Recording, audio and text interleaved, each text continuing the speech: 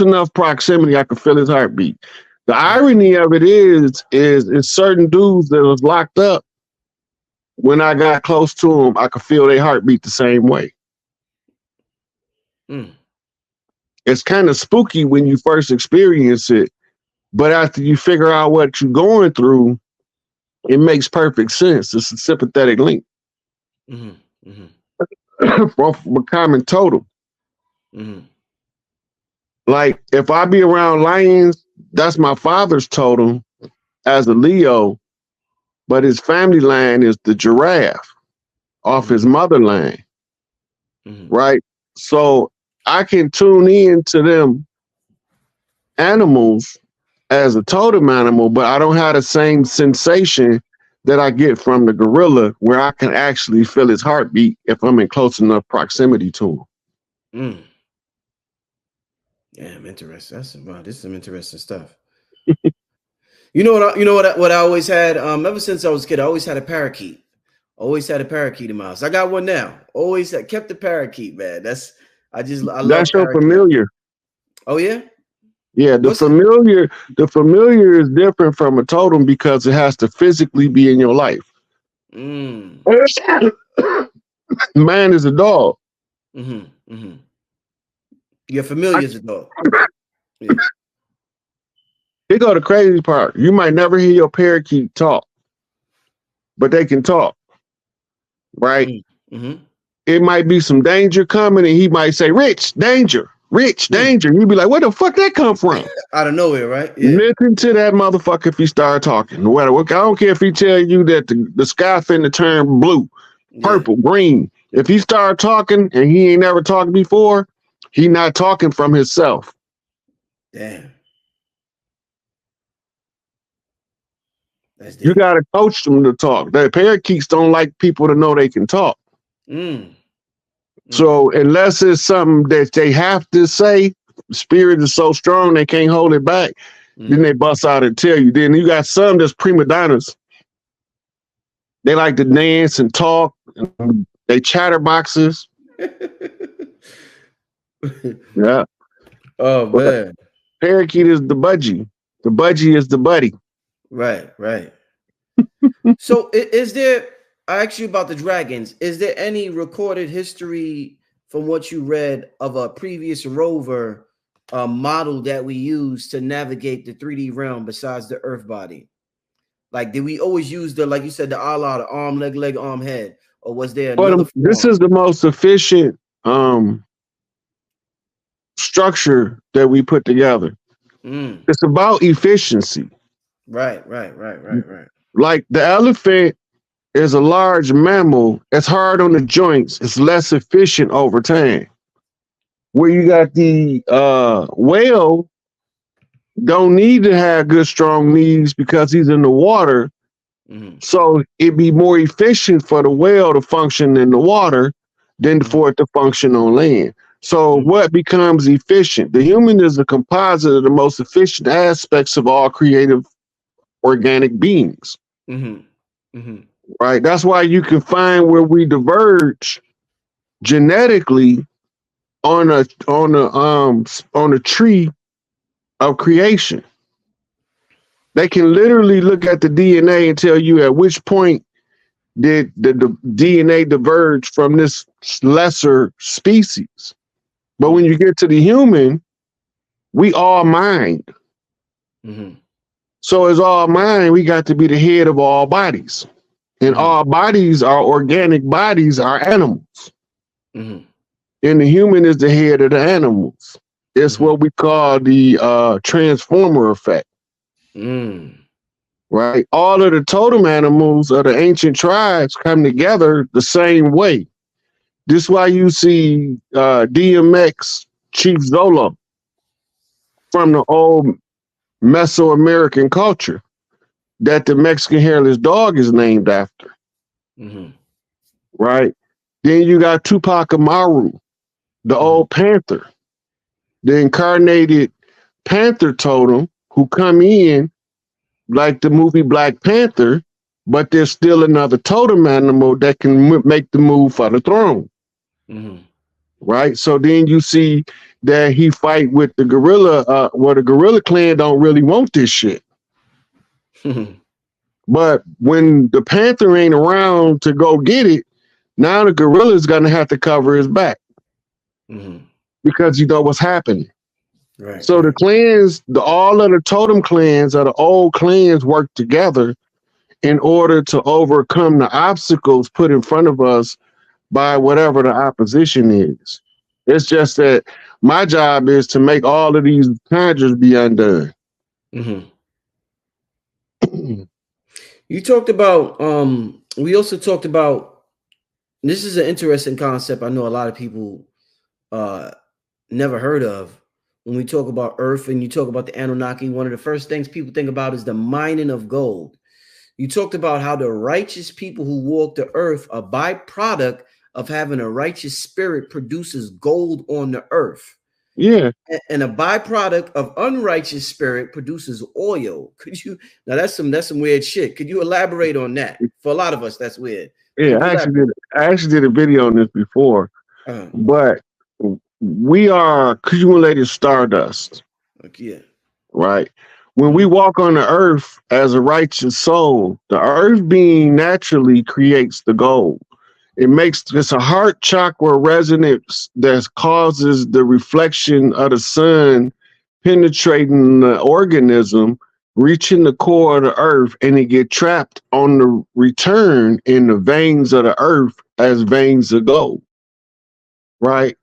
The unrighteous, because they need time and temperature to develop, start out as the producing oil in the earth, because this is how the earth filters the dirt they do.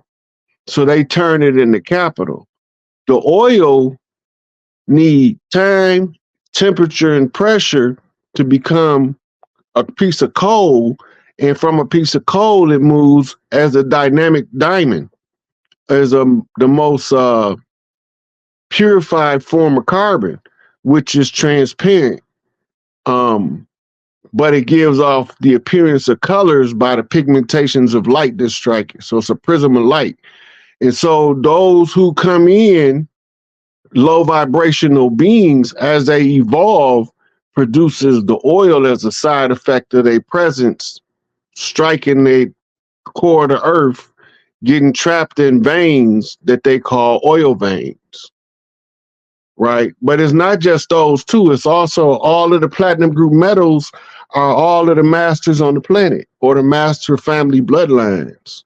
These is what they call key lines or key bloodlines. And this is why your ley lines are also called key lines on the earth. It's all correspondences. Like in hermetics. Yeah, yeah. Everything got a side effect. Yeah. But we don't know what the side effect is to everything. The hard part for us on Earth was to figure out why we had gold and other places didn't. Because our sun, in interaction with mainly the women, because at one time it wasn't no men, for the gold to accumulate, it started with them. And they golden heart. This is where you get your sun worship from. The presence of the stardust that forms the being in the purified heart produces the gold on the energy return to the sun. Right? So it's like a reflection of light hit the core of the earth, go through you on the way, take your essence with it. Because you righteous, when it come back out, you got platinum, you got gold, you got iridium, you got copper, right? And the weakest of them all is the iron, right? But that's the first phase of the higher development. And you notice that the symbol for iron is Fe, prefix for female. When they talk about Iron Man, Fe man, female, feminine man, right? Talking about creative potentialities. Do your right brain function or just your left brain? We supposed to be ambidextrous. What happened? Why we not? Somebody did something to maim us. They wounded our right hemisphere. So the brain damage make the other side become more dominant. Now you have to work through the brain damage in order to get back to the function of the ambidextrous status of the brain functioning in harmony. Right. And you got to live it out in your life in order to find all of the properties to rebuild the right hemisphere, which is the hemisphere of wisdom, artistic creation, and spirituality. Left hemisphere is responsible for intellect, logic, and reason. So when you put them together, they're supposed to work together in synthesis. But they telling us the way that we treat our women shows whether we're looking for the synthesis or the antithesis, the separation, the division. They feed us the seeds of division. I be listening to all these people trying to tell people about relationships like we ain't never had relationships before. I'm like, damn, what about all them people that stayed together 40 years and there wasn't no such thing as a marriage counselor? Right. They had no such thing. What about before that when we would have relationships till we 120 and we've been together 97 years? Yeah. We forget about all that stuff. Now we think it's so hard to have a relationship. Yeah, because everybody's selfish, self-centered, and greedy, entitled, and don't want to do no self-work, but they want everybody else to work on themselves. That's not going to never work. It's going to always blow up in your face. Right? And the denial is the reality that everybody don't have to think the same. Everybody don't supposed to see everything the same, because if they did, then there would be no richness to life. We all just be like logs floating down the river. Yeah, exactly. You said when I was talking to you, you told me the seven sisters produced the metals. Can you elaborate on who's the seven sisters? The seven sisters is the Pleiades. Those are they also produce crystals. Right. Palladians? You mean the Palladians? That's what you're talking about? Yeah. Okay.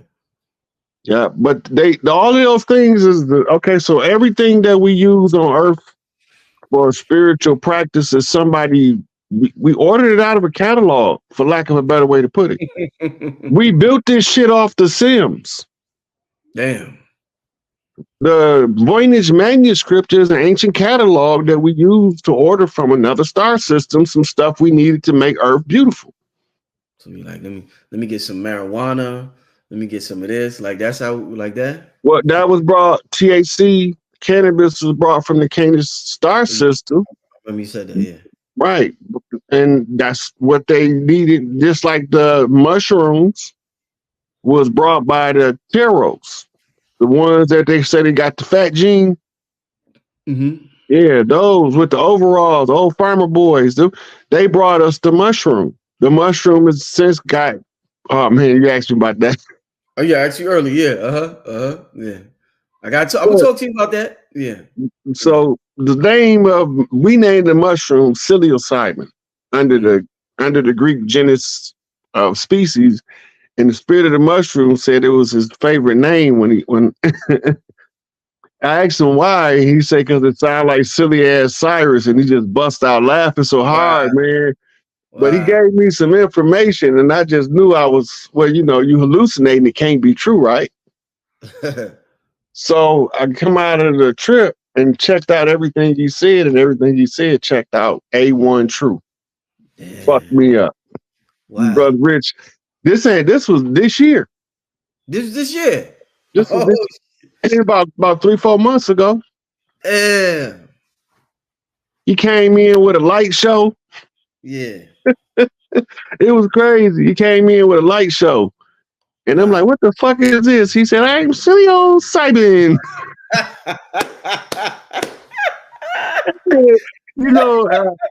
I get extra serious when I be dealing with something that's not normal to me. So I'm like, who the fuck? Oh, wow. I am psilocybin. Wow. Oh, man.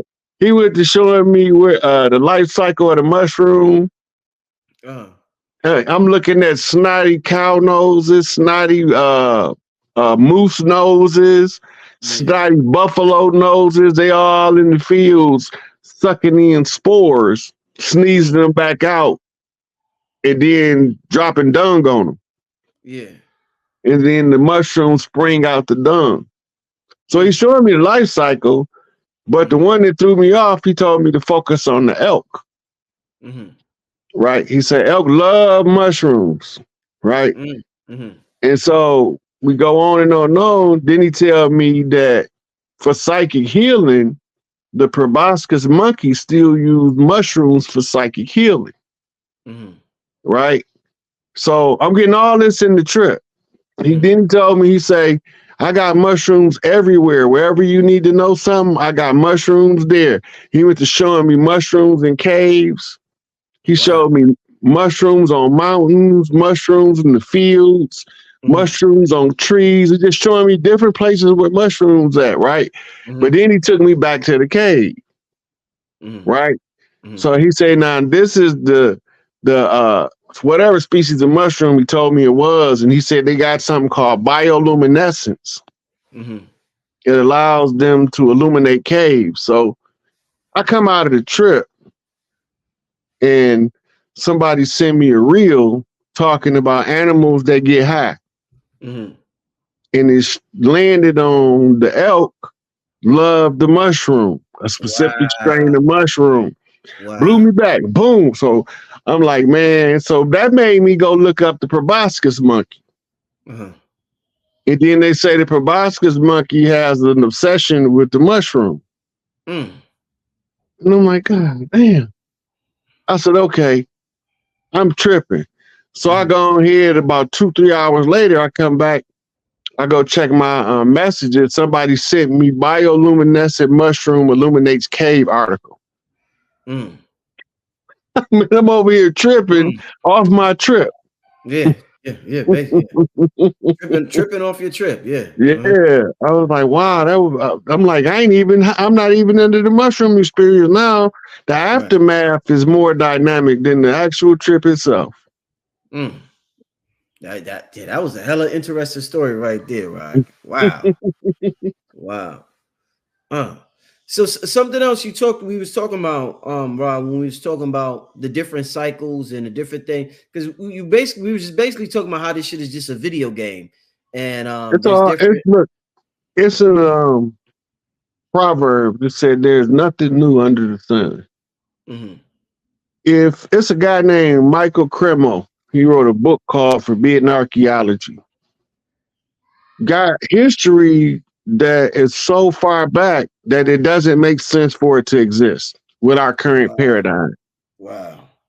Right? But he's going through the different cycles, what he called the Great Kali Yuga and the Lesser Kali Yugas.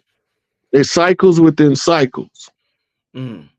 Right? When you go back to Vedic history doesn't read the same as Western history. You get millions of years of history through the Hindu schools that you don't get in modern paradigm education. Right? Because the Hindu culture is the oldest culture that still practiced the same way no matter who settled their land. They've been it's the oldest uninterrupted culture on the planet. Everybody else been interrupted. The Hindu culture. Yeah. What we call modern day India. Right. And they had different names for it. All of these names that we use in as exonyms, they was given to us by invaders. Right. All of the names that we used to use, they changed the spelling or pronunciation. For the tribes that didn't write, they changed the pronunciation of it. Right. And when they do that, they write a history, and we don't even know they're talking about us in our face behind our back. All the time they talking about us, calling us Negro, but they telling us how they slaughtered us off and purged us from the land that we own while we sitting there getting the lesson from the liar that's telling the story. right? Because the victor gonna tell the story that's gonna make the ones conquered remain conquered as long as possible. They're not gonna never tell you the story that's gonna liberate you. And knowledge of self is liberation. Right, right.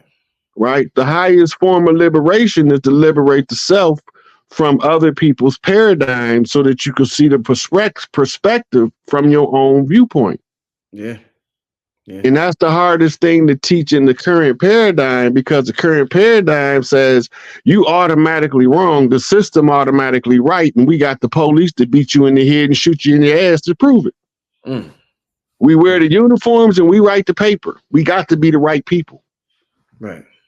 So we assume because they uniformed and they got all of these stacks of papers, then they look important, they must be important motherfuckers.